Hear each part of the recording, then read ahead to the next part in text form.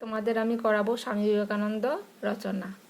1863 খ্রিস্টাব্দের 12ই জানুয়ারি উত্তর কলকাতার সিমলা অঞ্চলে বিখ্যাত দত্ত পরিবারে জন্মগ্রহণ করেন নরেন্দ্রনাথ। পিতা বিশ্বনাথ দত্ত ও মাতা ভুবনেশ্বরী দেবী। আদর করে বিলে বলে ডাকতেন সবাই। দুরন্ত বিলে শৈশব থেকে নির্ভীক, সত্যবাদী এবং সহানুভূতিশীল। তিনি মেট্রোপলিটন ইনস্টিটিউশন এবং স্কটিশ চার্চ কলেজ থেকে শিক্ষা লাভ করেন। শ্রী রামকৃষ্ণদেবের শিষ্যত্ব গ্রহণ করেন নরেন্দ্রনাথ। স্বামী বিবেকানন্দ নামে পরিচিত হন।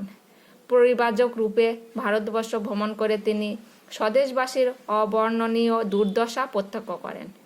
1893 খ্রিস্টাব্দে আমেরিকা শিকাগো ধর্ম সম্মেলনে ভারতবর্ষের মহান ঐতিহ্য এবং সনাতন আদর্শের কথা প্রচার করে স্বদেশকে গৌরবান্বিত করেন।